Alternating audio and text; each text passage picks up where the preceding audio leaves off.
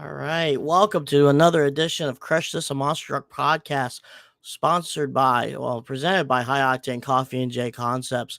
Once again, thank you so much. We finally got a live episode here for you folks, waiting for you folks to jump on in and have some fun here.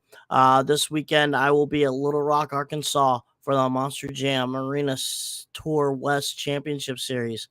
We're going to get two shows there, Saturday night, Sunday afternoon. And then we'll head over to, I think, Tucson, Arizona after that.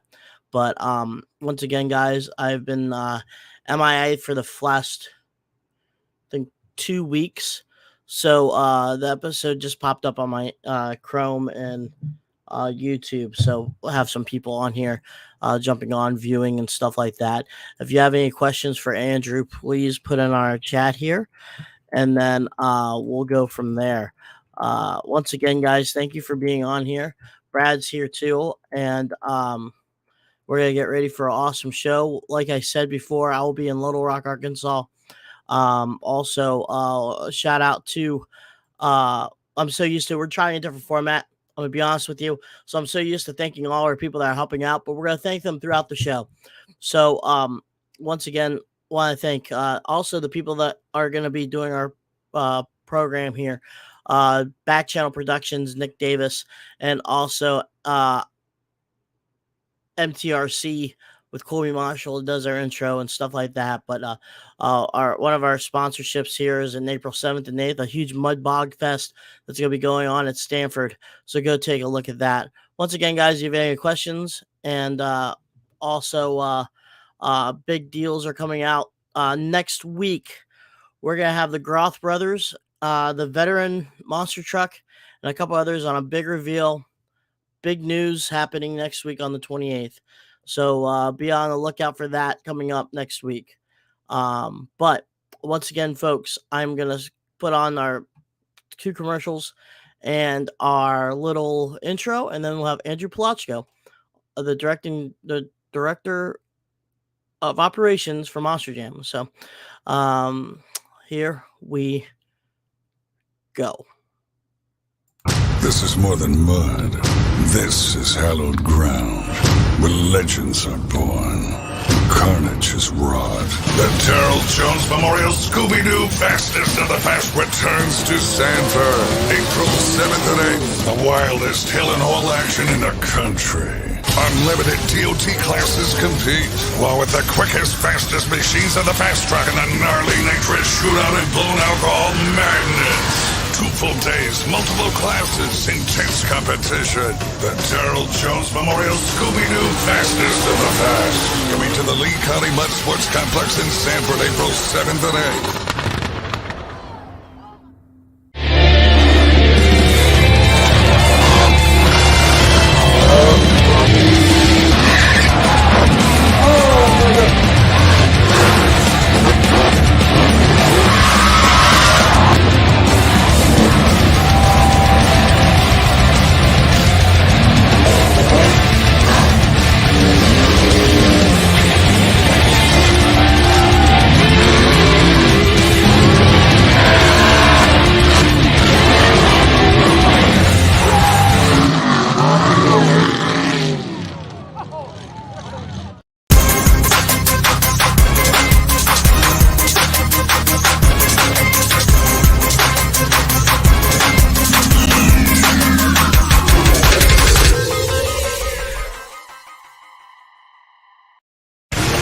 This isn't your typical motorsports podcast. You're listening to Crush This, a monster truck podcast presented by High Octane Coffee and J Concepts. A show where we take you inside the minds of your favorite drivers, past and present, of the monster truck industry. And now, your hosts, Brad Shaw and Dan Chichagash. Buckle in. The show starts now. Hey, there we go. And welcome to a brand new episode of Crush This, a Monster Truck podcast. That is Dan Agash. Below there on the screen is Mr. Andrew Palochko, Director of Operations for Monster Jam.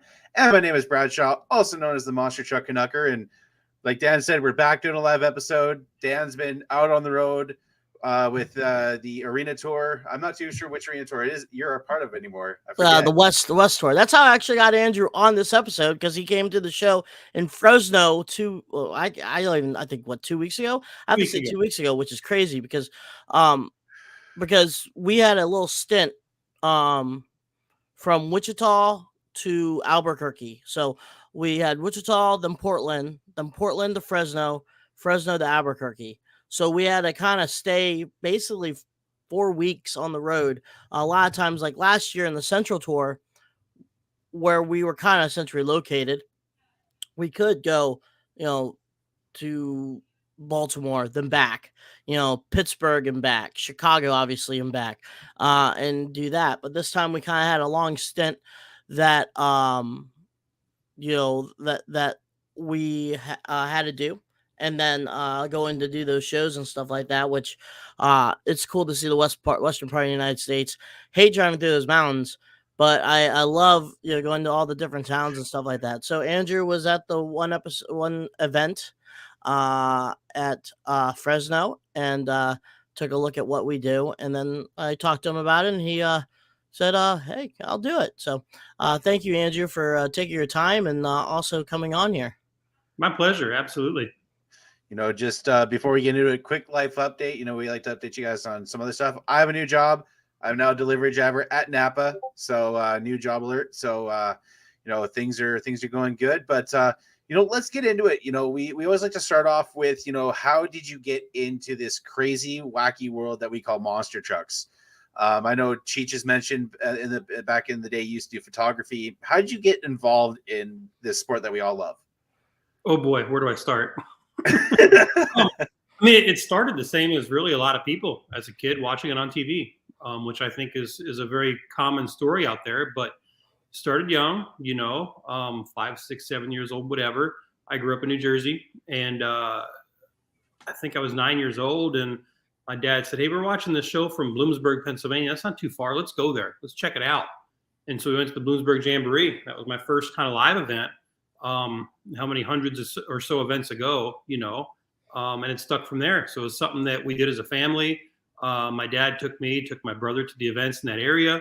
Luckily, growing up where I did, there were a lot of events in kind of a short radius, to go to. So growing up, it was Bloomsburg. It was the Wildwood on the beach. It was the Nassau Coliseum. It was the Spectrum in Philadelphia, and all those kind of events that were close by that we went to.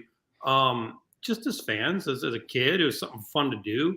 And it was cool, So I got to be a little bit older, and this thing called the internet was kind of coming into fruition.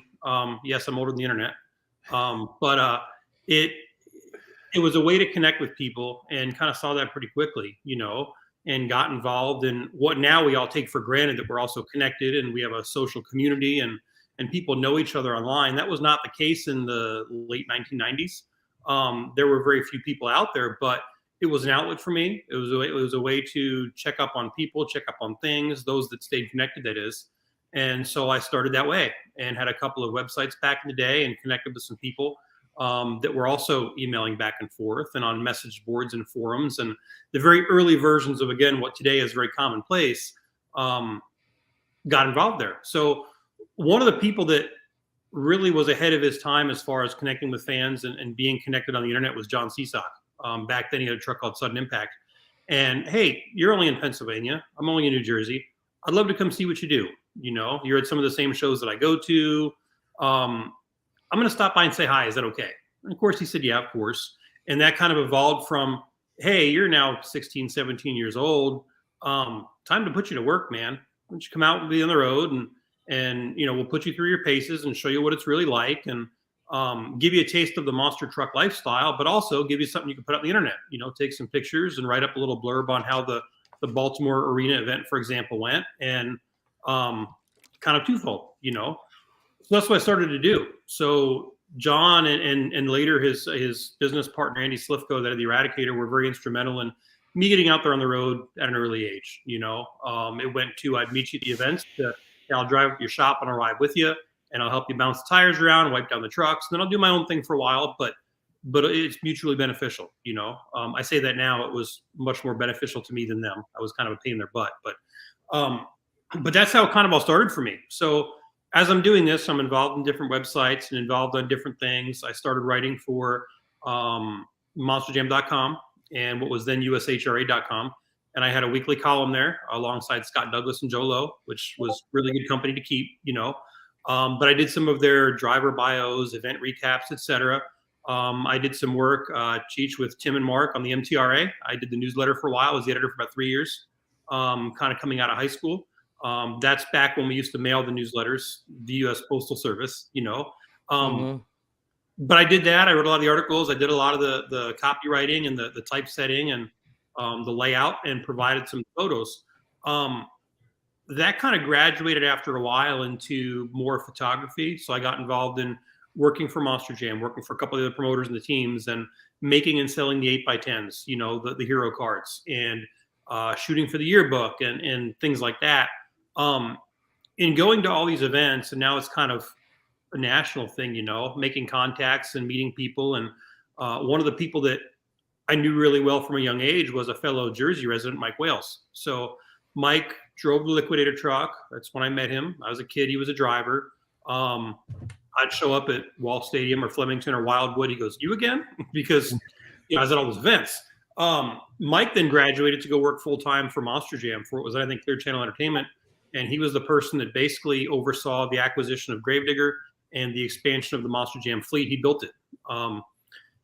And so I was at an event. It was at the Spectrum in Philadelphia. The building's no longer there, but I was there taking pictures and doing my thing and interviews and helping people out and whatever. And he goes, "Hey, did you ever want to go to Europe?" I'm like, "Talking about, Mike?" And he goes, "Yeah, do you ever want to go to Europe and see some different countries? And okay, here's the deal. We got a big European tour coming up and we need some help. We just need people to go over there, people we can count on, rely on. Can you do it?" And I said, "Well, I don't know how much help I'll be, but sure." So that was kind of my first, I'll say, official position with Monster Jam. And I went over there and served as a tech official / fleet crew member. I wasn't much of a crew member, but I could pour methanol in the tank like nobody's business. So that's what I did. And I wiped down the trucks and ran the floor as far as tech official as best I could. But I came back from a 3-month stint over there, and that was in 2006.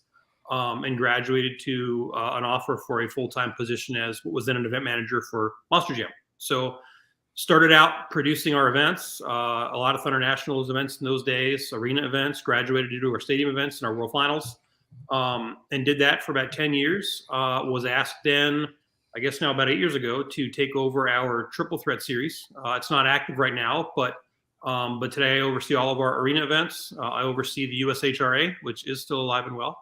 It serves as our sanctioning body and our rulebook committee. And I oversee a lot of what we do with the game presentation, as far as what goes on the video boards, our hosts, the people that push the buttons behind the scenes. Got a great team that handles that, and I'm thrilled to be a part of it. But that's kind of the thumbprint that I hope to leave on Monster Jam today. So that's a couple minutes of the last, I'll say, 22, 23, 24, whatever it is, years. Crash course and monster trucks for sure. We'll branch through different topics and stuff like that in your photography, time with CSOC and stuff like that. But I'm kind of curious too. What I think a lot of people may ask this question. A lot of the podcasts out here, but this one I kind of want to do is, how much did Mike Wells mean to you? Because to me, it sounds like you carried his legacy.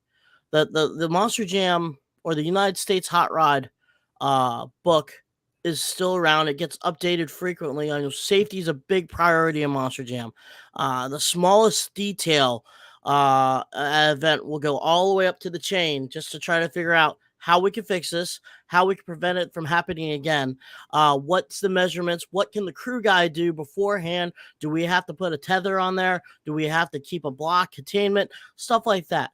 But the main question was, how did Mike Wales mean to you? Because all I hear is awesome stories about the gentleman, how he pursued, and his vision of now this promotion company that's basically now becoming mainstream media, and then his love for the fleet people and the company in general. So I'm sorry, Andrew, for long javing this, because I had a short stint before his passing, and I was with the company, but he hit a big impact for me. So I mean, for you, gotta be whoosh, long drive right there. But how did Mike Wells affected you? Mike was everything, man. And Mike was such a good person for our business and such a great person for the industry and just such a great person overall. He gave me a big break, like I said, and inviting me over to Europe and letting me get my feet wet with a couple of different things and kind of introducing me to the company, But he was also pretty quick to be pretty frank and, hey, kid, you're messing this up. You got to get your stuff straight, which he did on many occasions, Mike was always very open. I can remember Mike telling me about hiring Courtney Jolly back in the day. When Courtney was going to be a crew chief and Becky was going to work on her truck. And I remember Mike, moving to Chicago as a young person to go work full time. Mike and Peggy lived there, and it was, hey, I'm going to go to a car show in Michigan. You want to ride over this weekend? Sure, Mike, let's go. And we talk about things and a mentor to everybody. And safety was always number one for him. Always developing things, always what's next, to your point. And that's what I really try to do today. Just because a part, a system, a barrier, or whatever works today doesn't mean it's going to work tomorrow. So what's better, what's best, and Mike was always great at that. And one of the things I really remember about him too, is one of his favorite things to do at an event was sweep the broom in the tunnel. That's it. And it helped to ground him and keep him connected with the ground floor, and I'm no better than anybody else, and I can do the hard work, and I want to see a clean tunnel, so I'm going to go broom it myself. And I remember those ideals a lot when I'm working on, leading staff and trying to be a leader myself and leading by example and go, wow, there's nothing that guy is above doing, but he just loved it, man. Monster Jam was the fabric of who he was and what he was. And because he wasn't so forward facing like a Dennis Anderson or a Tom Mentz or a Gary Porter, he may not have the street cred or the name recognition out there in the world, but I'm going to tell you, Mike has left his mark forever on Monster Jam.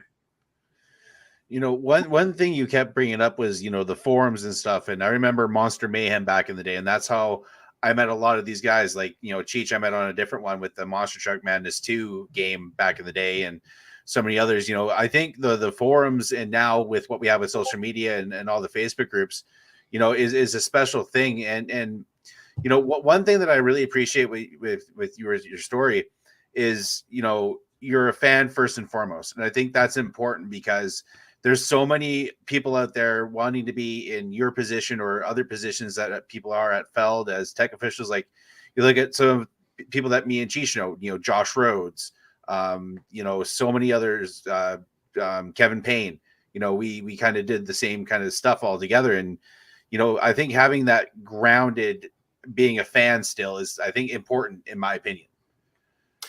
Well, you have to be. I mean, I say this half jokingly, but totally serious. I tell a lot of people that we bring on or that want to come try it. And I'm like, if you don't love this, there are a lot of easier ways to make a living. It's hard work, and what gets you through it is that passion.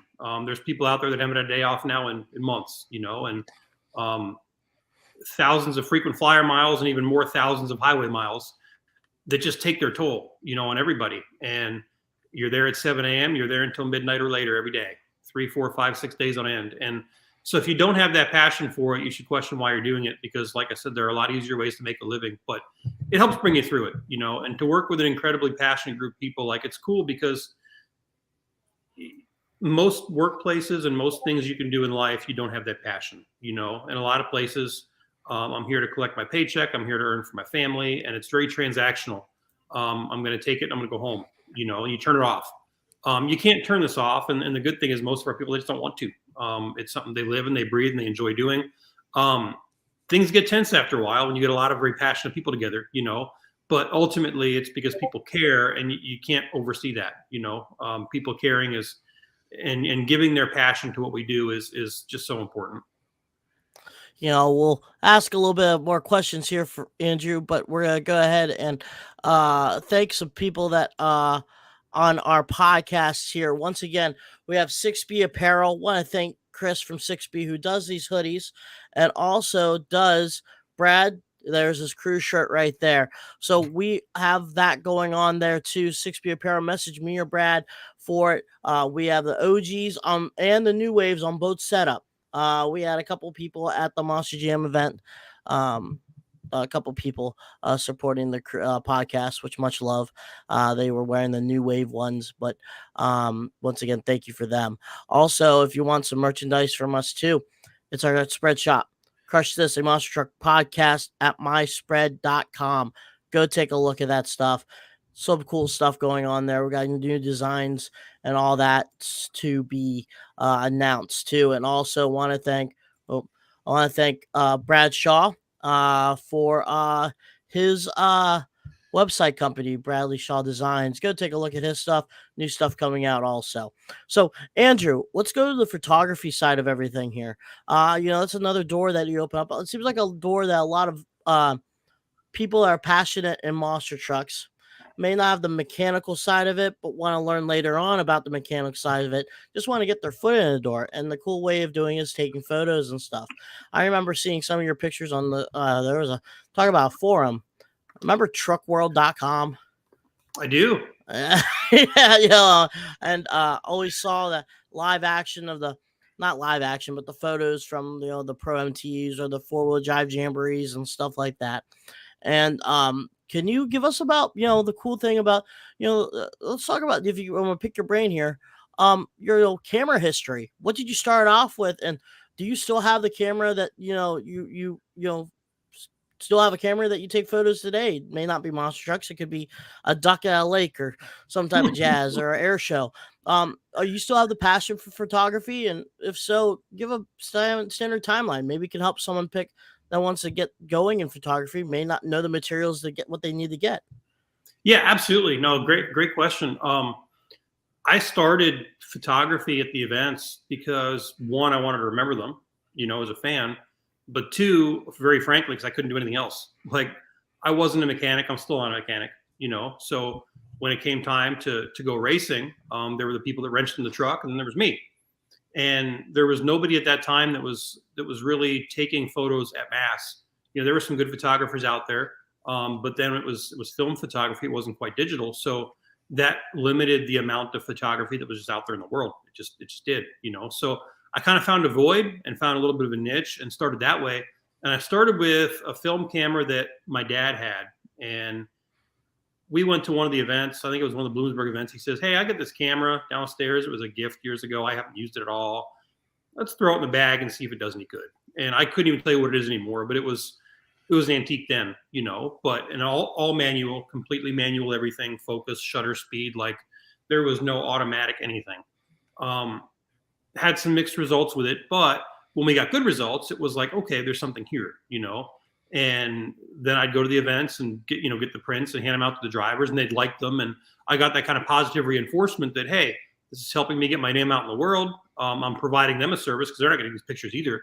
And some of them aren't half bad. They're not great at all, but they're not half bad, especially not for 1996 or 1998 or whatever that was, So that's how I kind of started with that. So I went to digital right on the cusp of when that technology was coming out. I do still take pictures. I have a Nikon camera. I don't do monster trucks hardly at all. In fact, I was going to go up to the Tampa event a couple weeks ago on the Sunday and take some, and I couldn't. And it would have been the first time in like 10 years I've shot monster trucks.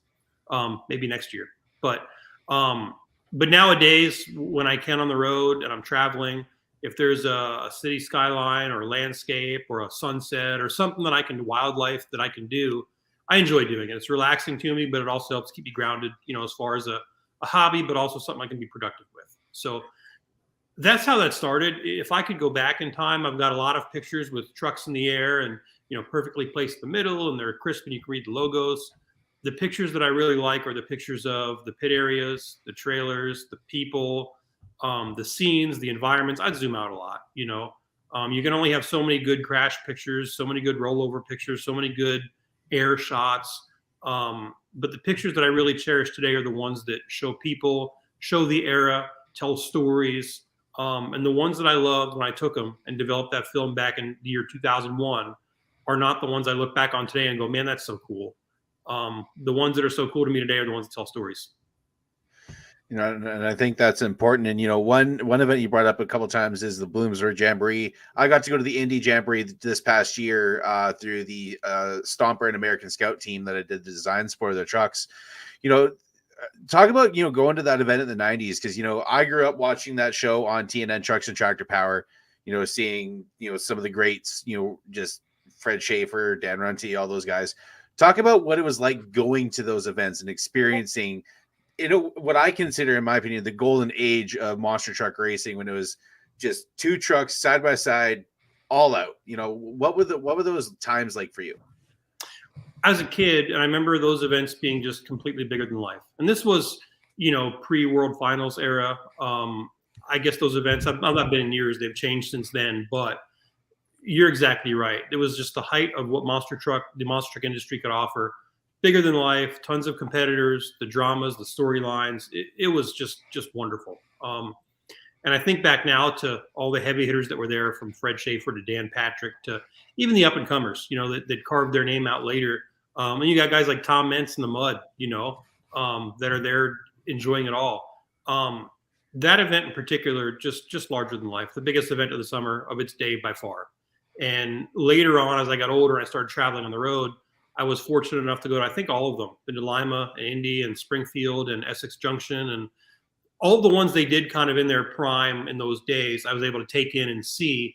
And it made it what was two-dimensional on the TV, what Army Armstrong brought to us, and make it three-dimensional experience. They were all just so cool, man. It was such a great experience. We used to stay with the teams, and I used to stay right on site. And my favorite part of the day used to be getting up at 6 or 7 in the morning. Gates open at 9 or 10, and just walking through the whole grounds. That's when I'd see all the show trucks, all the activations they had out there. And it was just completely quiet, and get up 6 or 7 in the morning, and the sun's just coming up, but you can kind of have the whole place to yourself. And it's so quiet. You knew in a couple of hours it was going to be just this mass of people and massive stuff, and no breaks at all. But I really enjoyed all those morning walks. I'm not much of a morning person, but man, I love getting up early at those events and just walking around to see them and taking it all in then. John Seasock Jr., JR, just popped up saying best Big Brother ever. You said about those are photo stuff. You said ask about the book. Oh yeah, I have one of them. First of all, JR, I owe $20 for that. Thank you. I started something, and he's going to hold me accountable to finish it someday. But years ago, I started something, and I am by no means the best photographer. I have no means have the biggest collection. I look back on them now, and quite frankly, I thought they were big and bold back in the day because I was arrogant. They're not, but they do tell a story, and they're important to me. And because they tell stories, regardless of their quality, I think they have some importance. So years ago, I used a scanning service. I scanned all the prints in to make sure they were backed up, and they're backed up forever.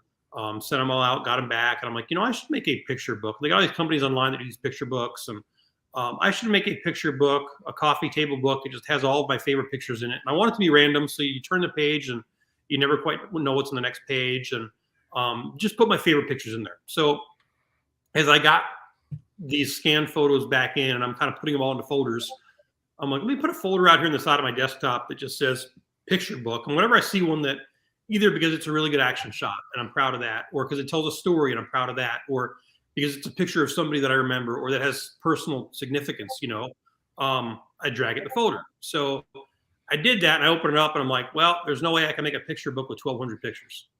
And then I thought, no, I'm going to do that. So I did, and I put it all in a layout. It's like a 400-something page book. I have a hard copy of it. I printed it as kind of a first draft just to look at it and make sure it was all the way I wanted it to. I can probably get it done and get it printed as a final copy with only a little bit of JR, a little bit of extra push. But I'm proud of it because it's a collection of all that I did, kind of my youth growing up.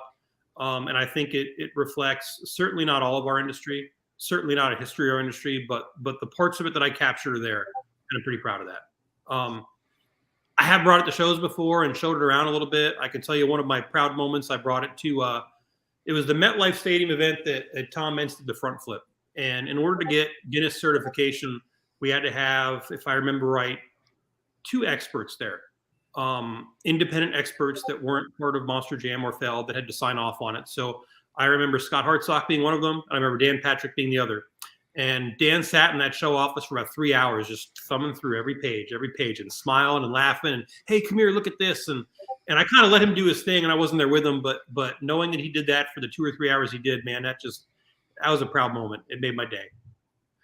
I know if you sold them, I would definitely get one myself, because I think stuff like that's cool. You look at what Marty Garza did with his Buck Monster Truck technology. You know, there needs to be more of that, in my opinion. One question I have, and this could be an interesting one. You know, the current scape of monster trucks and, you know, the tricks, you know, the stoppies, poppers, moonwalks, and all that. What are your you as your fan side talking? What are some of your favorite moves? Like, personally, for me, I love a good old slap wheelie or good old sky wheelie. There's nothing that gets me more excited than those kind of moments. Seeing, you know, when I was down in Indy, seeing Stomper with Dalton driving, doing just the nastiest tail dragging slap wheelies, like, I was stoked on that. What are some of your favorite moves to see some trucks do? Everything we're doing these days, industry wide, I think is wonderful. And when you look at the leaf sprung trucks, 1980s, you'd never think you can get this from that ever. I can remember sitting in a back conference room now, maybe 15 years ago, and somebody very boldly said, "We're going to do backflips with these trucks." And I was like, "You're kidding me. No way." And now we're doing them as a matter of routine, you know, thousands of them by now. But I guess to answer your question, if I could put the ball into a bucket, I am most impressed and I get most excited with the most technical driving. So whether it's a bicycle or a moonwalk or a stoppie or a power wheelie or whatever it is, if it's intentional and it's an impressive piece of driving, I'm attracted to it. The Tyler Meninga, Cody Saucier style driving, you know, whatever that is, it's not, let's just mat it and hope for the best. Let's just throw this thing across the floor and see if it lands on its wheels miraculously. That stuff's maybe sometimes cool, but if you go out there and do exactly what you say you're going to do, and you can show that it's literally your raw talent and the seat of the pants driving that got you there, that's what excites me the most. Literally becoming one with your machine. You know, people say about musical instruments, like you're one with your instrument. And it's the same with your truck. Like, it's not a driver in a truck that you become one. And when you pull off those types of moves and that type of driving, that's what'll take us in the future. So let's fast forward to it. You know, you did your photography. You took some time with Andy Slipko, John Seasock, and you went to Europe, and you came back and you took the event director position. When you first did that, you know, I heard stories that you have to prep everything. You have to, you know, get everything ready maybe by half a year before even showtime even happens. And like, so if you have a show in February, you're already working about that show last July to get dirt, you know, the cars, you know, obviously I didn't know, did you get any of your hands on the bookings of the trucks, or was that already done by someone else? And all you're doing is trying to get everything, the show, ready to go for that time period. Yeah, it's always been a little bit more event related than monster truck related, if that makes any sense. So the actual booking of the trucks, no, but the actual administering of, you know, arrival and departure and management on site, yes. So a lot of it, to your point, like, we never close the books in these events. We budget the events in the off season. If there's a development issue or something that comes up in the off season that, you know, we're installing a new video board, or hey, we're doing renovations in the service level, the loading dock's ripped out, all those things affect us. And those are the things we work on. But in terms of producing events, it's everything from temp fencing to when do we arrive at the venue, to make sure the spotlights are ordered, making sure the video's consistent with what we need. And that checklist is 100 to 200 to 300 things. Not a lot of which are monster truck related. They're event services related, you know. But for example, we had an event this weekend where the venue had a concert on Friday night, you know, full blown, sold out, 12,000, let's say, people concert. And those people could have come back 24 hours later and seen a dirt monster jam and never known. We wrap up Sunday, and by Monday morning, things are clean, the concrete's back on the floor, and it was like we were never there. So that requires a lot of coordination with the venues, a lot of coordination with even local authorities, you know, and a lot of organization with all the truck teams, arrivals and departures, talking to our fleet team, our track team, and making sure that all those things are organized to the point that it's a good experience for everyone. You know, before my next question, we got another person in chat here, Mr. Josh Dageroads himself. Says, hi, Andrew. Important question. When's the next tech official safety meeting? I think Josh will look for maybe like early April. How's that? Things are going well. I don't have many bones to pick with anybody these days. One question I wanted to ask, and I kind of mentioned I was going to ask this earlier. Doing stuff in Canada. I know crossing the borders is a kind of a trickier thing with some teams and logistics size. And I know you guys did the event at Commonwealth Stadium in Edmonton, which, by the way, thank you for doing that show, because as a fan out here out Western Canada, we don't get a lot of opportunities to see Monster Jam, or a lot of promoters come up this way. Is that something you guys are wanting to expand on, to do some more Canadian cities again? Because I know back in the day in first quarter, you guys would do Edmonton, the hockey arena, Edmonton, Calgary, Winnipeg, all that. Is that something you guys are wanting to go back to at some point, or is it just a logistical problem at the moment? Nothing logistics, and I would say absolutely. I mean, if there's a venue and there's a town or a city that wants Monster Jam that we can go to and produce an event, like, there's definitely an interest there. Specifically to Canada, love it there. Been all over the country, from Halifax to Vancouver. I've done a bunch of the cities up there. Great fans, great places, and we're always looking for what's next. So with that, I think there will be some expansion down the road, but I think that's also going to be in line with what we're doing everywhere else. How's that? I like that's a good answer. Man, we're gonna thank some more people here, Andrew, and we'll get back here on the questions here for you. Sure. Want to thank Hall Brothers Racing. They help me with my work, but they also help out with our decals. So here are the decals right here. You see these on the trucks. You'll see them on the Hall Brothers trucks. You'll see them on a lot of independent trucks, stuff like that. They got that so we can distribute, other places that me and Brad may not be at, but hopefully get people to catch on and take a look at our episodes.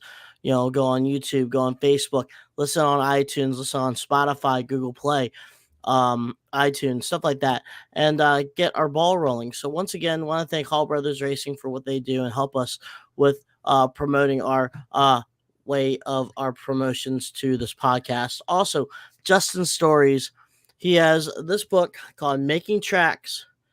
A little circle O right there, but there we go. Making Tracks. It's a cool little comic book. He has more products coming out soon, but different, children friendly, cool stuff. $10 a pop. Message him or go on Amazon. I believe it's also digital copy too. So go take a look at Mr. Justin Stories and his book Making Tracks. Yep. So once again, with being part of Monster Jam and how that goes on and stuff like that, the longevity of the Monster Jam brand is the probably longest, I would say, promotion / company in the monster truck world. And how you always see other promoters come and go, or they went to high peak. For instance, like the 4-wheel drive jamborees. They're still around, but they they backpedaled extremely compared to what you say their height in 90s and 2000s. That people had a two-part series that they would do in the year. First quarter Monster Jam, pretty much from January to March, and then from May, or the 4-wheel drive jamborees. Like you said, you'll start off at Lima, Essex Junction, Texas, Bloomsburg, then Indianapolis, and then a lot of the guys would get ready to go to do their first quarter prep, and some of them may do that Minneapolis show that Monster Jam did in the wintertime, but outside of that, they'll get the ball rolling. So how do you see how successful of how Monster Jam has been? It's because I personally think the safety, the forefront, seeing how everything goes. You have a lot of other awesome promoters too, like Ed Beckley, and then the Toughest Tour and stuff like that. But the production and that what you guys do is the Division One, I guess you could say, the NCAA or something like that. But to your point, what keeps the Monster Jam ball rolling? Good question, and kind of two-part answer. First of all, there are a lot of great outfits out there that are producing. Mm-hmm. I think it's a good time to be a monster truck fan overall. But a twofold answer, first, I think Monster Jam is kept fresh and current. New track designs, new trucks, new drivers, the Judges Zone app, which is new, that came from, people saying we want to be involved through our phones. That's how that was kind of born. New alliances like with Hoonigan, new TV shows like with NAB TV, keeping things current and keeping things fresh in the world today is what's going to keep us in business for a long time. And it's what I think has kept us in business for a while to begin with. So that's the first part of it. And I think the company and Monster Jam as a brand has done a pretty good job at staying relevant in the world. When we go to these venues, it's and like I said, there are a lot of great outfits out there in the world that produce monster truck events, but we also have to stay on par with what's going on in the entertainment world, because people that buy our tickets also go to water parks or buy concert tickets or go take a weekend in the city or whatever. And so if we want to be competitive with them and those discretionary dollars, we've got to keep it interesting and keep on par with any other entertainment offering that's out there. Again, whether it's a water park or it's Peppa Pig Live or whatever it may be, we've got to keep current with all those things. So I think we do a pretty good job with that. The second part of it, I'll say, there's not a promoter that does events in their own building anywhere. 100% of the time, a promoter is renting a venue, renting a building somewhere, and using somebody else's house to do their business. And we're pretty fortunate that we've got a lot of really good partners out there with arenas and stadiums and other venues across the world that we work with year after year. And our event is dependable. We'll be back next year. We're coming back the year after. Our main artist isn't going to get sick and cancel at the last minute. We don't do that.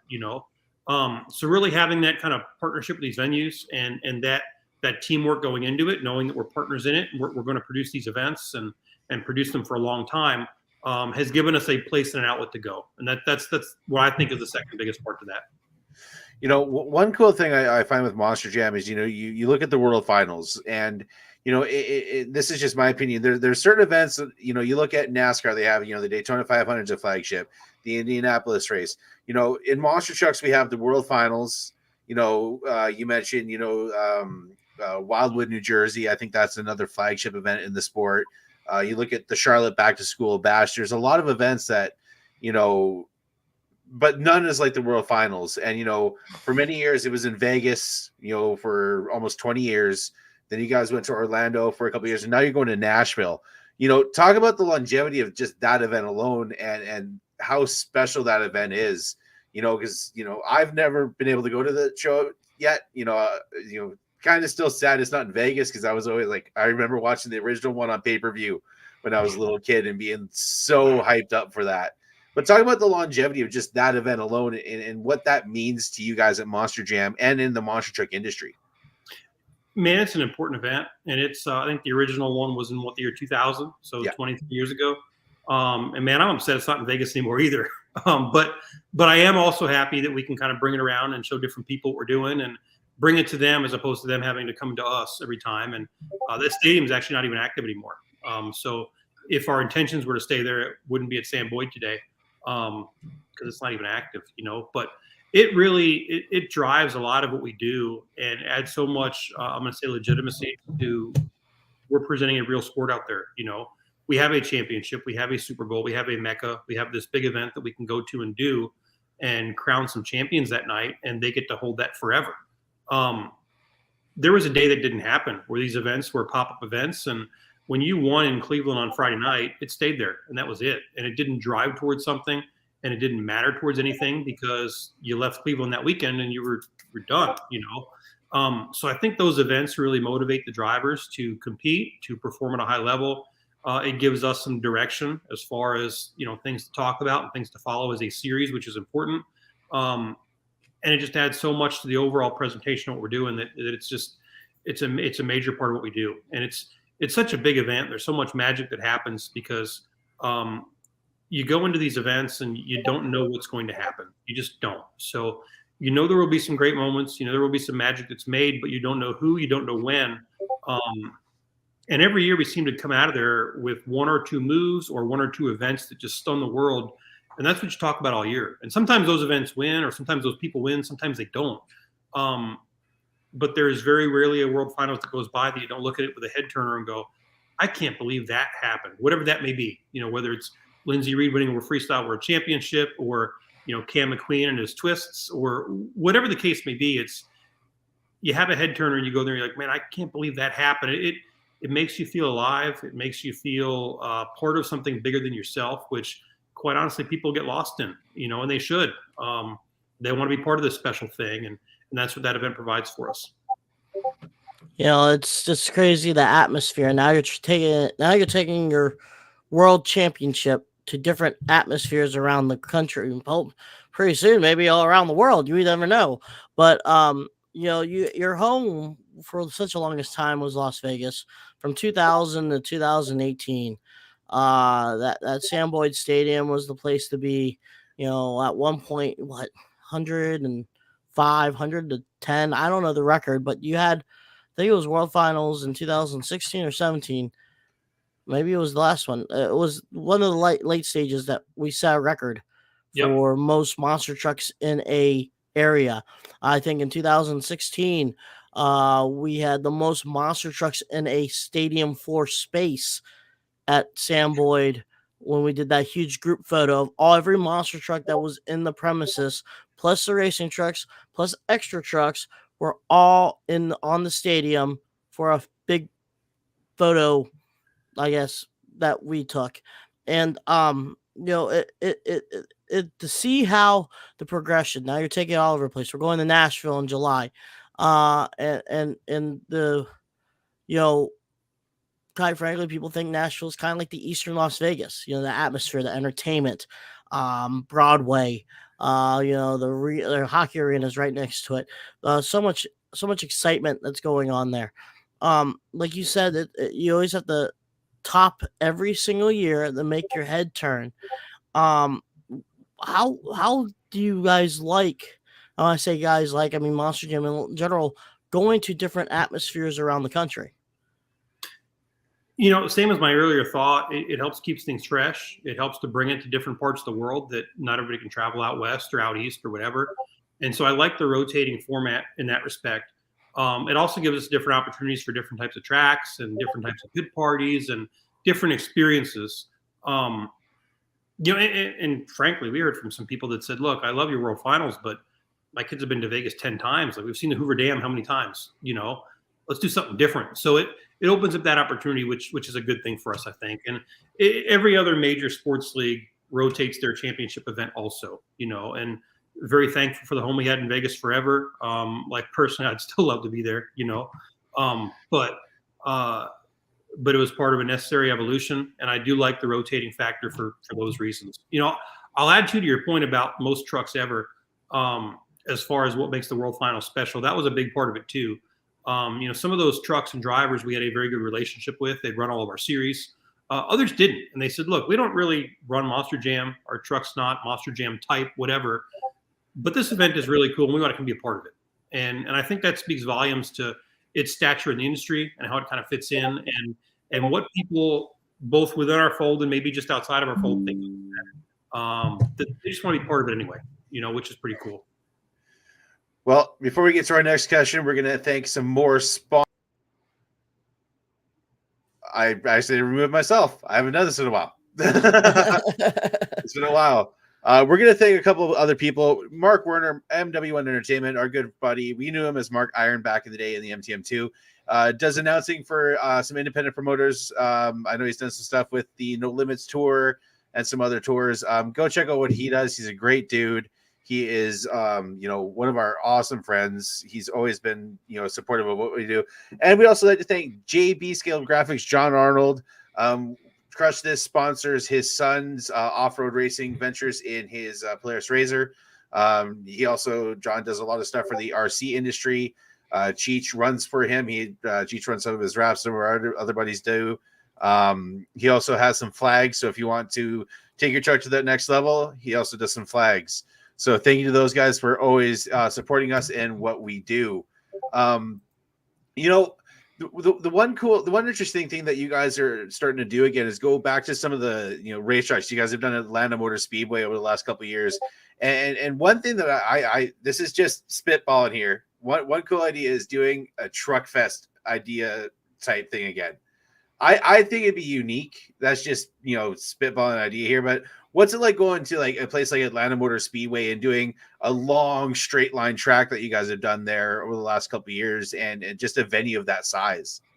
Yeah, that event's really cool, and I was fortunate to be able to go up for the first one, I guess, in 2021, right after the pandemic, because it's so different from what we do inside arenas and stadiums, and I hope we do more. I hope there's more of that in our future. It's such a tight window with NASCAR races and also having to plant a whole lot more grass after we leave to get it back up to snuff. But that event in particular moved 3 or 4 times the dirt we usually do for a stadium. Built a track that was 500 something feet long, straight line track that's longer than anything else we've ever done. West Leb and speedways, other speedways included. But I think it's part of the strength also is how flexible Monster Jam is, that if you've got a space, we'll find something to do. And to be able to go into a super speedway like that and use the whole front stretch and do Supercross one week and Monster Jam the next week and make it a really talked about item in the middle of the pandemic, that was a pretty cool event. Definitely a landmark event. And when we kind of planted our flag and after the pandemic to go, Monster Jam's back, Monster Jam's coming back, no problem. And we're going to do it in a big way. And one of the cool things about what we all do is we can always kind of let our imagination run wild, So I hope there's more of that to come, but Atlanta's certainly a great start and a great good event. It's always cool to see what's going on and stuff like that. It's cool to see I guess we could say the sister product of Monster Jam, Supercross, is doing this whole world championship type deal where they're going to Chicagoland, which is, I was talking to Jamie last weekend, and it's cool that it's not cool that the future of that track's gonna be gone here in the next couple of years, but still making a big event there before the tear down. The same group organizations have future for California and the Motor Speedway that we're going to try to make it to a short track. Other people think it may not happen, but still, the adventures and stuff like that is beyond what Monster Jam. Every single time I hear interviews, they say they always think there's a ceiling, but there's no ceiling. It just keeps on keeping on. And it's pretty cool to be a part of it. I worked it, and now I'm with an independent. Now we're, part of it still. The having still the independent side of Monster Jam, I think always a mixture of flavor to help everyone out, other promoters, other teams, stuff like that. Because in all reality, you guys could Monster Jam. Sorry, it's not you guys. It's Monster Jam could one day be like, we're gonna use everyone else. I'll use ourselves as shows and stuff like that. But having the mixture of everyone together kind of makes the whole industry a family, right? It absolutely does, and I'll say this and I mean it. If you're a Monster Jam truck or you work for a Monster Jam truck, it doesn't matter who your paycheck comes from or who owns the equipment. You're a Monster Jam truck, and that's how we like to treat things. And that's how we like to treat everybody out there. It's not different one than the next because your rigs go back to Illinois instead of Florida every week. That's not the case, but it's great to have that blend. It's great to have so many different backgrounds and backdrops of people that are out there that do these events also, just to get to your point, the different ideas, the different concepts, and produce the events like we do. So I don't see a world to where what you said, thanks but no thanks, we're going to move forward in a different direction. We love the teams we've got. We love the teams we use, just like we love our own drivers and trucks, that we own and employ. But I think it's a pretty special time to be part of Monster Jam. And to your point about it growing and there being no ceiling, like I think the group we have, the 5 tours we have active, the 6th international tour is kicking up. Like I take everybody to battle every day. It's a good time to be part of Monster Jam. It's a good time to be part of building our future. Cool little tidbit fact here. Cheech was mentioning, Supercross going to Chicagoland Route 66. There's actually been a Supercross there back in 2000. Not a lot of people know that. I found that out a couple weeks ago. I was watching some old Supercross and it popped up, just on a playlist in 2000, around 15 to 16. It's on YouTube if you guys want to check it out.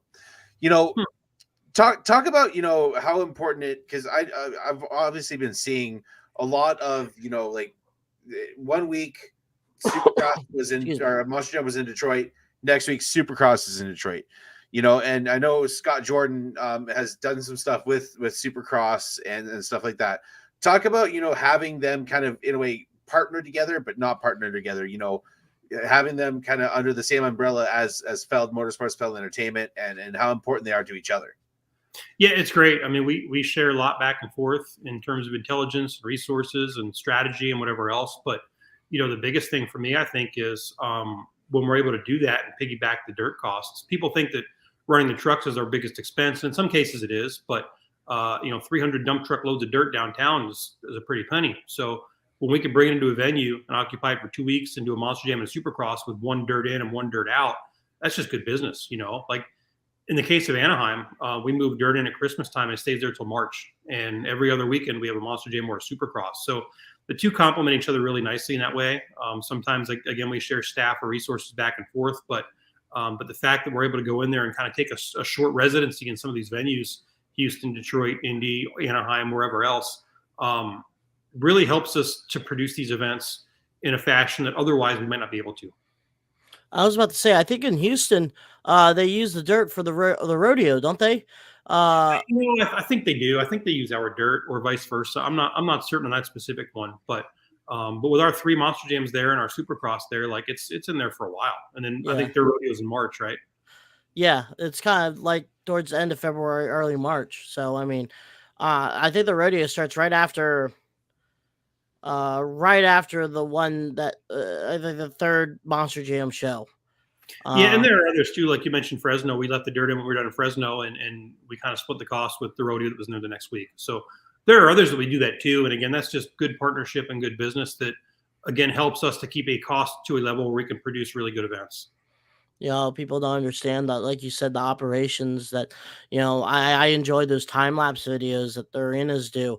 1 minute they're, a Milwaukee Bucks game, Monster Jam, then the next one WWE comes in, and not knowing that, a fan just watched Gravedigger win freestyle, did a little micro backflip and stuff like that, and then 24 hours later, you have, Roman Reigns on the microphone at that arena just flapping his gums. So I mean,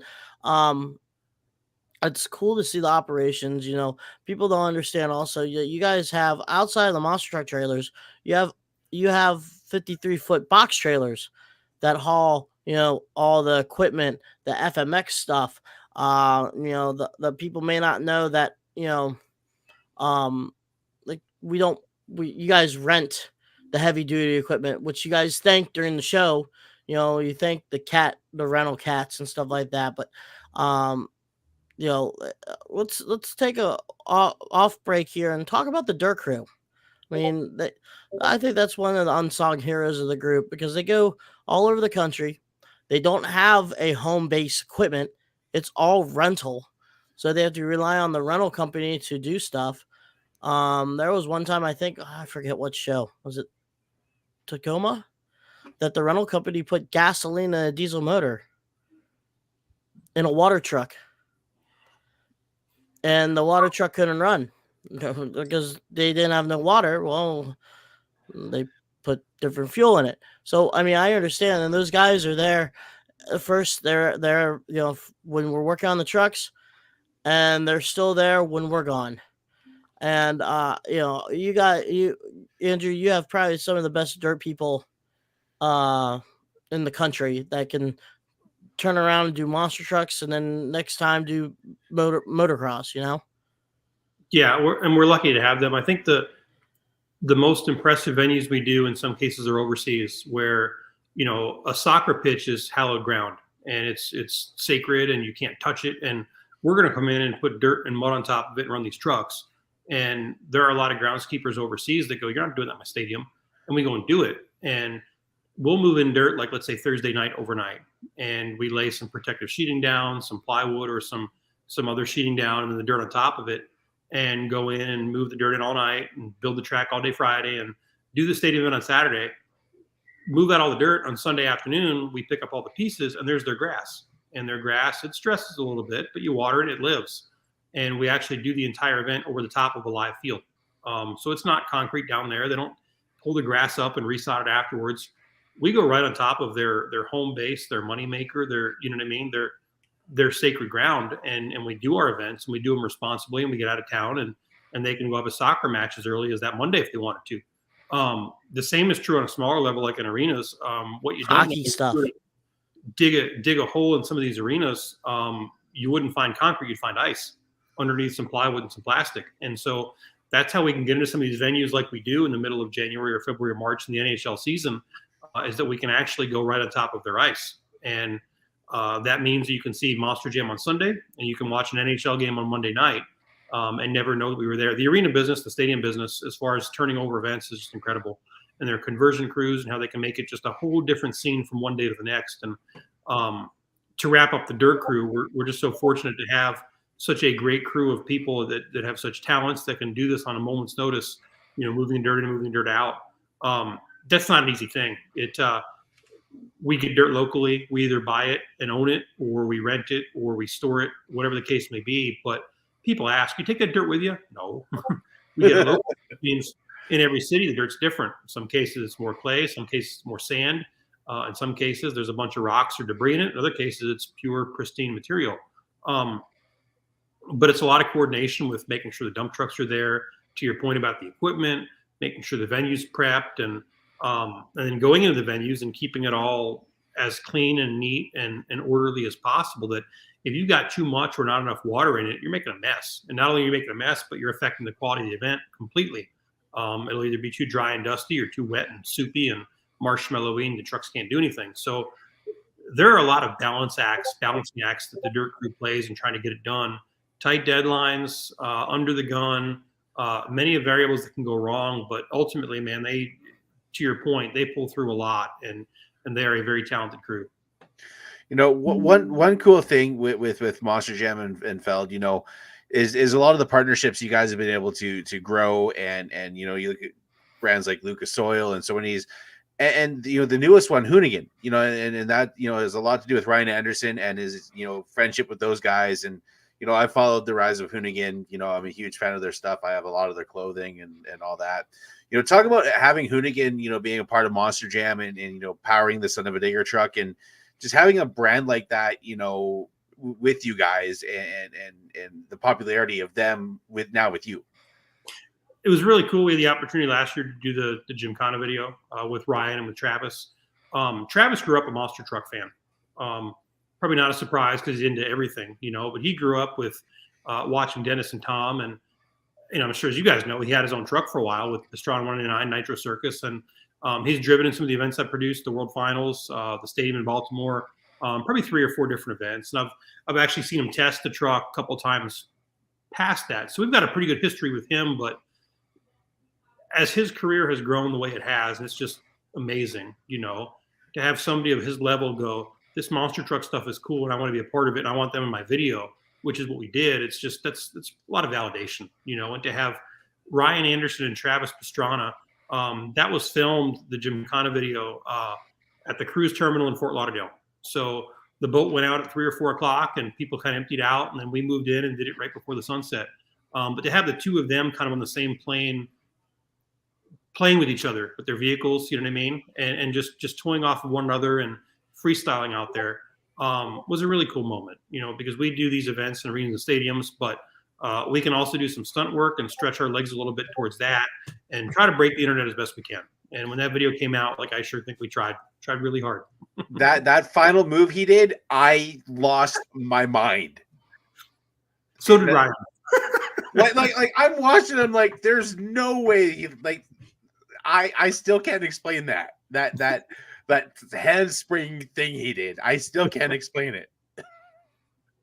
And that one, we did that. It was an abandoned airstrip. We were kind of doing some shakedowns in practice, and it was one of these what if type things. But glad it made for some really cool footage, and we were definitely a part of, or thrilled to be a part of that because it's such a big event. And all the chatter, and we'll see what the future brings. But all the chatter when we were there was what's next, what's next, what's next. So we look forward to that. That's to the earlier question, it's part of what keeps Monster Jam young and fresh.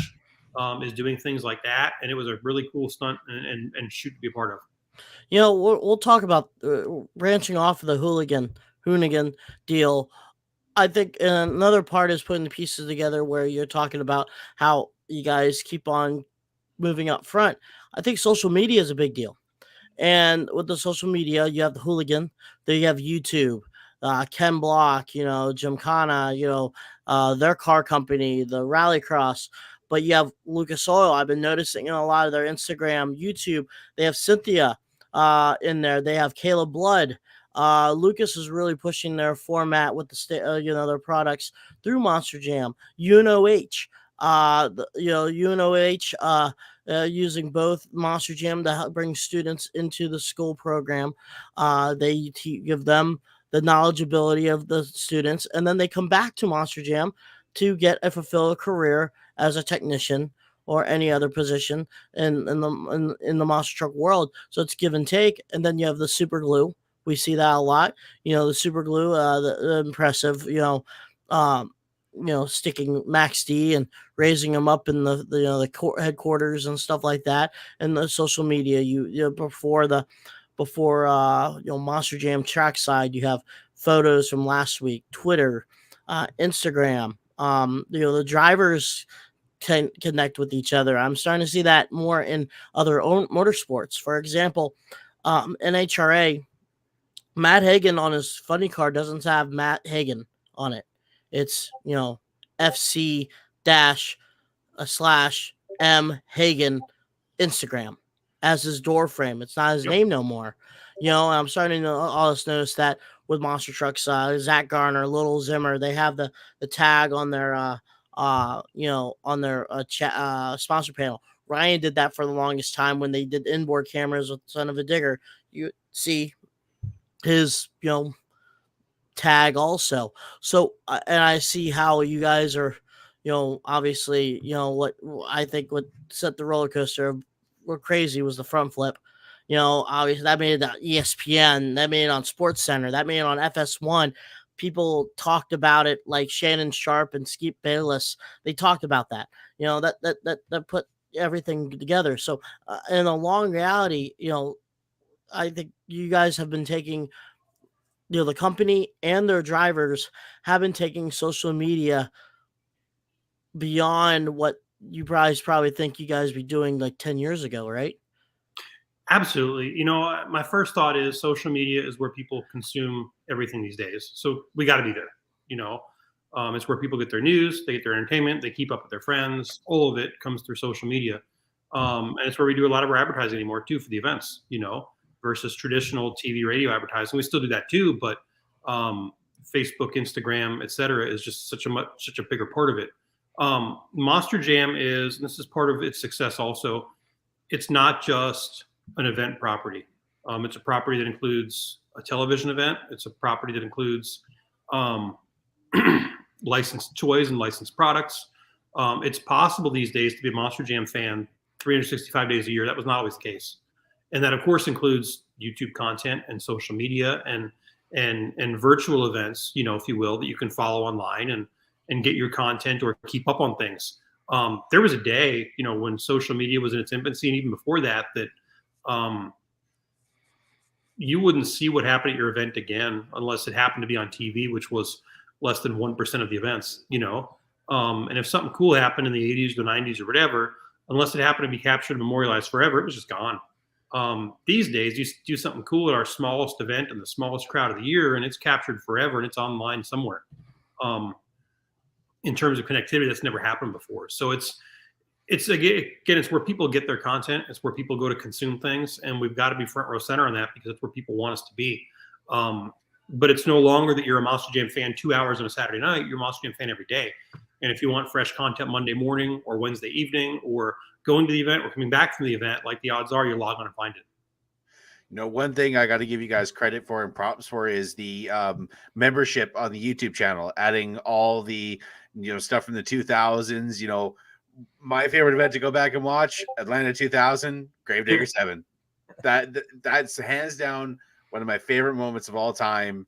Dennis just power wheeling the ever living crap out of that truck, and it's just so cool. Like, even just with YouTube, like I'm a huge NHRA fan, and going back to some of my favorite, watching some of the events I watched as a kid, like that's such a cool thing. Are you guys wanting to expand more on the YouTube side and maybe do live streams from time to time? I know you guys are also are doing the Inside Monster Jam show with Scott Jordan, the podcast you guys are doing.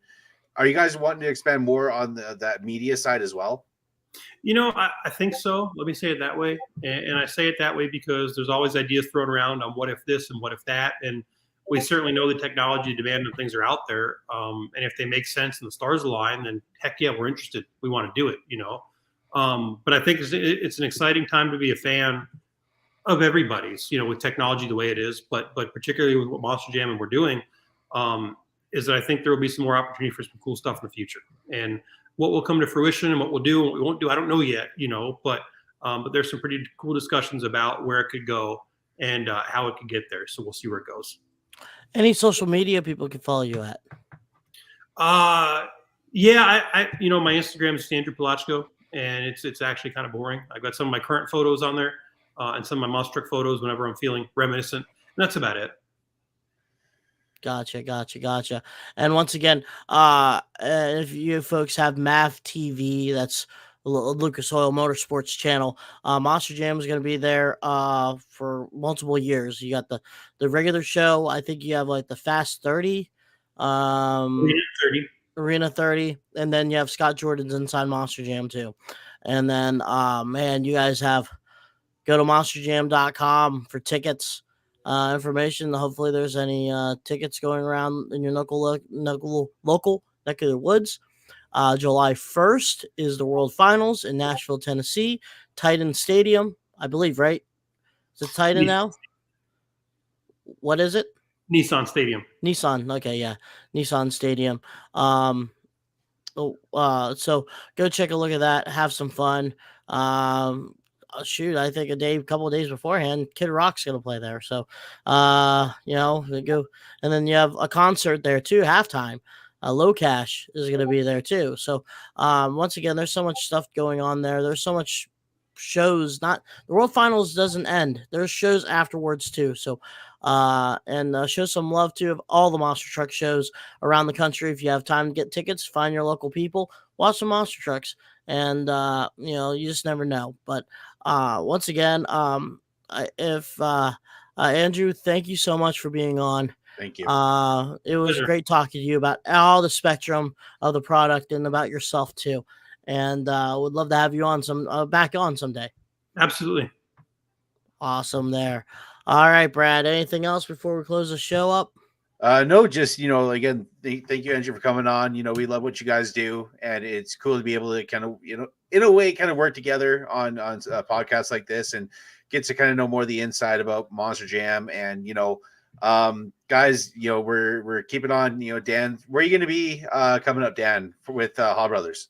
We'll be in Little Rock for one Saturday night and one Sunday. Then we have a 4-show weekend in Tucson, Arizona the week after. And then be a lot of stuff going on. I believe, I could be going to Minneapolis next week. May not be going to Tucson. We have an auto show there, and we're going to bring Raminator to an auto show. And Dodge just debuted the new 701 Demon. Oh, the last Demon, the fastest one, 1,025 horsepower. And before everything else goes up, like a high 7, low 8-second capable parachute. Like, this thing is nasty. Did you see its debut? It dropped from a helicopter, and the helicopter landed in Las Vegas, lined up, and just took off.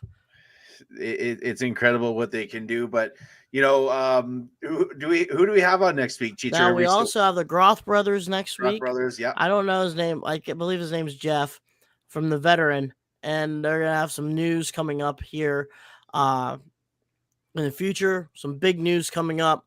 We're gonna have them on next week, so that's gonna be exciting to see what they have for the future of their share of their motorsports. So.